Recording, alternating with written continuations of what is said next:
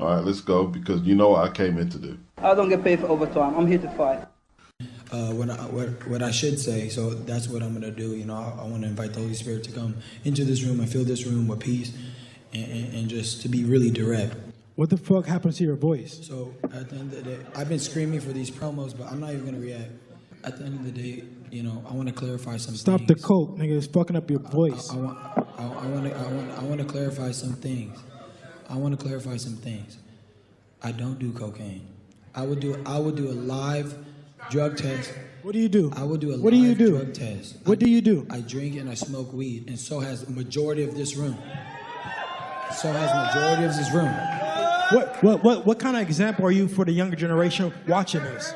Talking about you drinking, you smoke weed, Weed is legal, making bro. that cool. Bro, The younger generation look up to us. What are you talking about? Why are you Weed's trying to hard. publicize you drink? Whatever you do behind closed I don't know doors, what you do he's behind talking closed about. doors. Anyways, But why are at the you end trying of to? the This day- is young kids. Hey. It's young kids watching us. It's young kid watching us. Mom, you good, Mom? Thank you. Yeah. Thank you. It's people watching us. What are you talking Yeah, that part. You finally got somebody raising your hand saying, I'm real. I'm like this. I do drink. I do smoke. Now what? It's okay. Guess what? We all have our flaws and we all evolve as people. Look at, I'm 25 years old. You got to remember the weight of the world. I drink and I smoke weed, and so do the majority of people in this room. Well, you don't know that. And people who indulge in their habits normalize it so much in their minds they think that everybody is waking up, rolling up a blunt, or looking for a bottle of something hard to drink. Bill Haney said, I believe you're trying to act like a TikToker, and say outrageous things. Bill said, I know you as a 12-time amateur champion. I don't know if it was Golden Glover, I'm not sure. And we will prepare for you accordingly. And Ryan corrected him. It wasn't 12, it was 15. Arnold Barboza, he fights on the card. Witnessing the behavior of one of the protagonists, said, I'm ready to step in if either one of you don't turn up. But we know who that was aimed at. Leon, he says, could Ryan saying he's high and releasing images for promotion to get those pay-per-views up? Nah, Leon, the pay-per-view's got to sell, man, regardless. Like, what crowd is that going to appeal to by saying you're smoking and drinking? What extra pay-per-view is that going to do? That's not the image DAZN want to promote either. You know what I mean? That's why I think Mauricio Sullivan was telling them, yeah, you're both young men. You've got to watch what you say and put out there because there's youngsters watching. Nah, I doubt that very much. I don't think DAZN were very happy. I'm not connecting the press conference performances to the ring. I'm putting a separation between the two. But yes, this was a huge win for Devin Haney. In New York and California, a huge win. Because after Ryan unleashed the very emotional outburst, yes, I smoke and I drink and everyone smokes and I drink. Remember, I come from a parent who lived in a one-room shack and all this shit there. And then, Devin said, what kind of example are you setting for the youngsters watching us? Coming here saying you smoke and you drink. And there was one particular bar from Devin that was impressive. He said, what you do in your own home is your business, but to come out saying this and that like that, yeah, epic win. And then after that, you see Ryan twiddling with his phone constantly, and now he wouldn't reply back to Devin or Bill. Either maybe someone had a word in his ear, or he realized you're doing too much now, and he withdrew into himself, didn't he? One thing I didn't agree with Devin is that the nappy head comment from Ryan was racist. Like, if Bill is going to shoot at Ryan's dad, Ryan's going to defend his own man. So when Bill said something about the toupee his dad was wearing, Ryan said, well, at least they ain't got nappy hair. And Devin said, that's some racist shit, and it went on. No.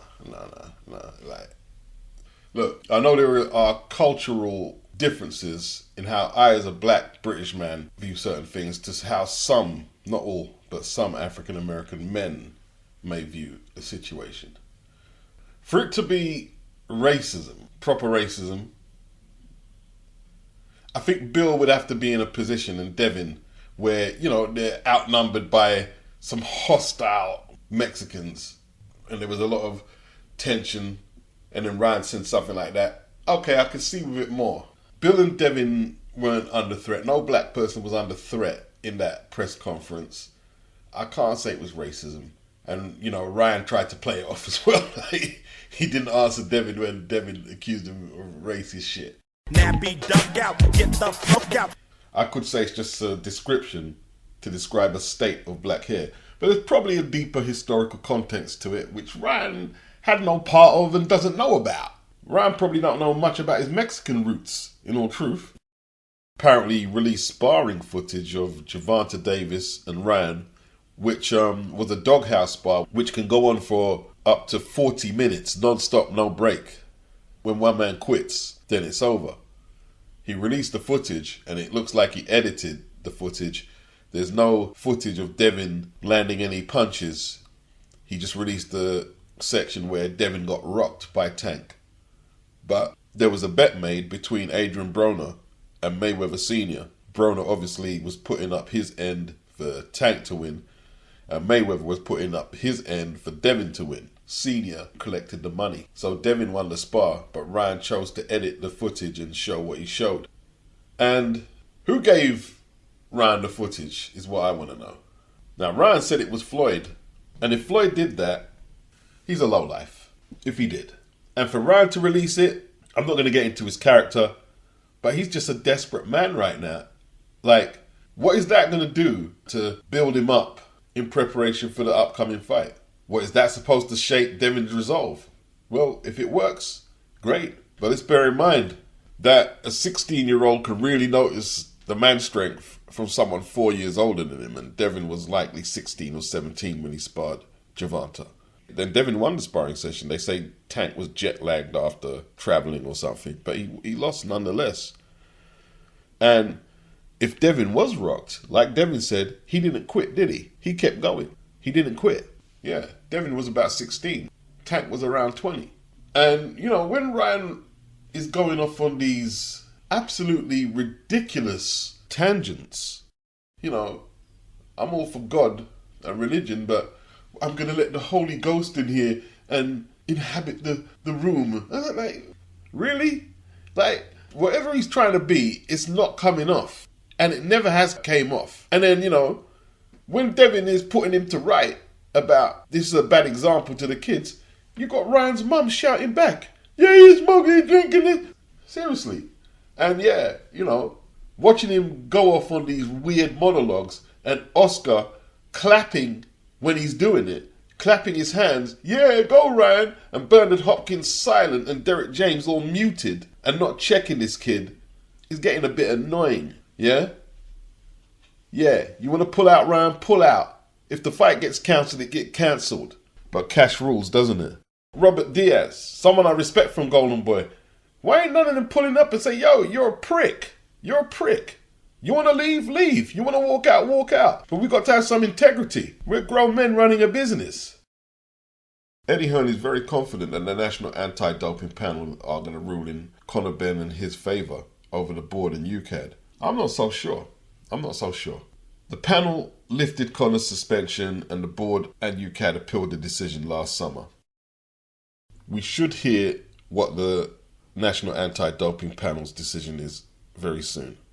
If they don't rule in his favour, then they'll have to consider their options. Use another governing body to promote his fights in the UK or keep him stationed in America. Either way, it looks like Danny Garcia is going to be the next opponent. Danny hasn't fought for nearly 2 years since he outpointed Jose Benavidez. That was at light middle. Conor Benn's last 2 fights were at light middle, and let me correct somebody. Just because Conor's last fight was at 150, and 150 is close to welterweight than it is light welterweight, doesn't mean it's a welterweight contest. Anything over 147 is technically light middle.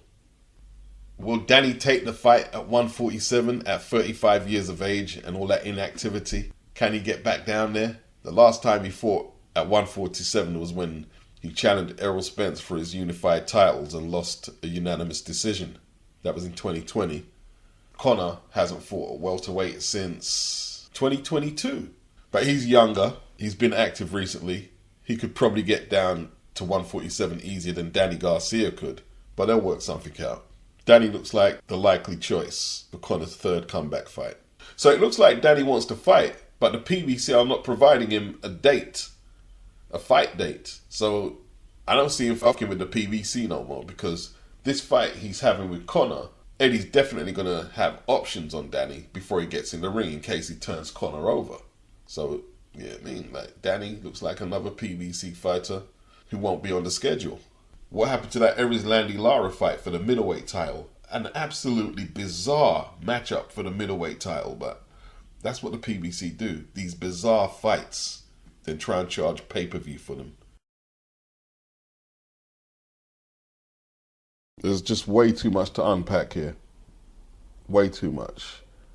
Michael Benson's sources. Eddie Hearn has revealed that he had a conversation with David Benavidez' promoter, Sampson Lewkewitz, last night and discussed potentially making the Canelo Alvarez fight on DAZN.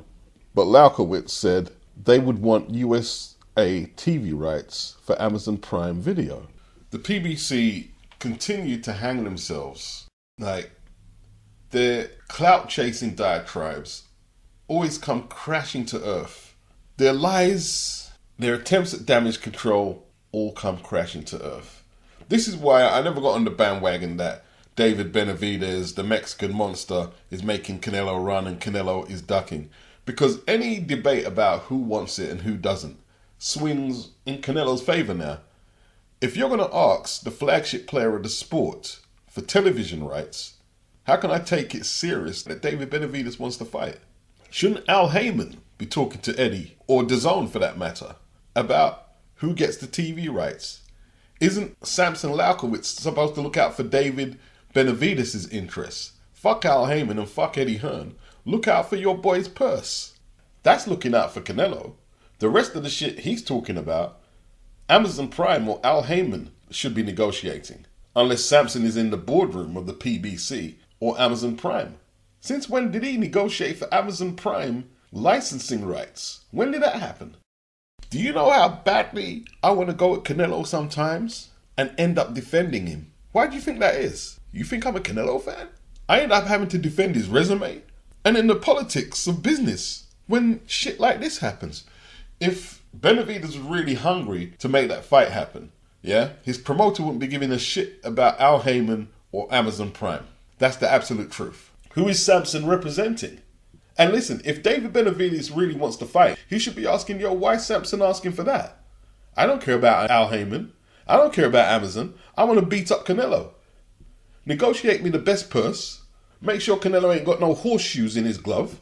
That the VADA testing is even kill. And let's go. But I'm not hearing that from Benavidez, so I can't take him seriously no more. And, you know, I don't want to hear anyone crying in the comment section about Canelo ducking and Benavidez got people running scared. David's been earning multi-million-dollar purses for a few fights now, yeah? So, spare me the Mexican murderer's row, hard done by, boogeyman, bullshit, revisionist, history comparisons, because it doesn't work over here. And if you follow that line of thinking, you're an arsehole. Look, they say they're going to move him up to 175 to fight Vodzik. Well, do that. Do that. That's a very good fight. Do that. These fighters are not hard done by. They're overhyped by PBC fanatics, Benavidez, Keith Thurman, Errol Spence, you name them, I'll flame them. Anytime a PBC fighter says another fighter outside the PBC is ducking them, be wary. There's normally a paper trail suggesting otherwise, you know. And I'm not saying Canelo was running headfirst into David Benavidez to fight him. I'm not saying that either. But why should he? Why would he? He's got all 4 belts in the weight class. Who the fuck should he be chasing? Isn't David about to get mandated soon at 168 to fight Canelo by the WBC? And all of a sudden he's moved up to 175 to fight Vodzik. And then his promoter wants US TV rights for Amazon Prime. This sounds like someone who's hungry to fight Canelo, in your opinion. Huh? What? Spence, last week it was brought to my attention, I think probably yours as well, because I think you probably responded to it, that Eddie Hearn has felt the necessity to take a swipe at TalkSport. And this expression that gets thrown around now, which is haters. Frank Warren uses it, Tyson Fury uses it, Eddie Hearn has adopted it in his shtick. And it was about observations that have been made about Anthony Joshua and the Ngannou situation. This expression, hater, I don't know, I mean, it just seems like very lightweight thinking, but what's your view on it? Okay, well, if he wants to know my view, I'll give him my view. It's no problem. Like, he mentioned Anthony Joshua, and he's mentioned Anthony Joshua many times. There's been a lot of negative energy from Simon Jordan to Anthony Joshua, flat track bully, questioning his resume and how he acted when he lost against Usyk the second time around. And it wasn't just him, that's the thing. It was coming from a lot more people on TalkSport. I remember screenshotting the amount of negative titles with Anthony Joshua's name in it, and it was a whole lot. It was a whole lot. And then he complained when Anthony Joshua on TalkSport was speaking to Spencer Oliver about the criticism. Joshua didn't raise his voice once, was very calm. He spent about 3 minutes on the topic. He didn't call Simon out of his name or any of the other pundits, and he addressed what they were saying. And Simon had a go about Anthony Joshua about that. Joshua spent 2 minutes addressing the TalkSport criticism, while TalkSport spent hours, weeks and months with constant negative content on Anthony Joshua. And you expected Anthony Joshua never to say nothing back. He complains about Eddie Hearn. Eddie didn't block TalkSport. Now, Frank Warren did. He blocked them. He had enough. And you're complaining that the promoters and the boxers are whingers, but all Simon seems to do is complain that they're complaining. This isn't the first video he's done like that today. It's been weeks and weeks now, complaining, oh, they don't like criticism. Well, the penny should have dropped a long time ago. If they don't like the criticism, they don't like the criticism. What Simon won't admit, him and a lot of the other pundits on TalkSport are not really boxing people. And they don't have much to talk about. And all they're going to end up doing is repeating their material about Conor BENN, about Anthony Joshua, Tyson Fury, no atmosphere in Riyadh. No, you see, it's your job as a pundit to keep the viewership stimulated with content. But the truth is, there isn't much for them guys to talk about because they don't have a passion for the sport like that. They have a passion for gossip, column space. That's what they have a passion for. That's what their frustration is more than anything. And they probably don't know it. In fact, I will hasten to say they don't know that their frustration is more with themselves than the situation they're finding themselves in with the promoters. You know, I wonder what the viewing figures are like for Simon Jordan since the Eddie Hearn interviews when TalkSport were trending with them interviews. They've probably dropped dramatically and he's wondering what to do, what to say. And if you're a shock jock, unless you're prepared to jump off the cliff every time you go to broadcasts, yeah, people are going to get bored of you quickly. It's a quick high followed with a long low when you're dealing with shock jock journalism or punditry, whatever you want to call it. Simon Jordan became infamous amongst boxing fans when he told Chris Eubanks Sr. that his son was a charlatan. When he told Derek Chisora, well, you're not that good, you always lose. And okay, there is opinions and some may agree. But one thing you can't disagree with is they are headline grabbing titles and content. That's what they are. And if you're not hitting that every time you go to broadcast, it's almost like, well, what's the point Simon covering boxing? Huh? I mean, he's not going to talk about Raymond Ford and Kolmatov. He's not going to talk about that this weekend. Or Matty Harris coming back after losing. Or Sam Eggington taking on Barrow for the European title tonight. He's not going to talk about none of these things because it's not going to move the needle. And that's what his position is all about. They've put him in there to move the needle, not to talk about boxing day to day. Sam Eggington fighting for the European title. Matty Harris trying to get back on the winning trail as a prospect. That don't move the needle. What can Simon Jordan contribute if there's not a car wreck or another Conor BENN situation? What can he contribute to the daily discussion of boxing? Had a spark when you started, but now you're just garbage. I was interested when he took on Mauricio Sulaiman. I was interested because he brought it to him in a way that a lot of the boxing media wouldn't. If the incumbent champion can sign fight deals that range for 3 fights that are sanctioned by the body, which just makes the mandatory challenger just sit there like a cab waiting to be summoned because he can't be, because you've got fighters that are signing 2 or 3 fight deals sanctioned by the boxing organisations that make a mandatory challenger almost redundant?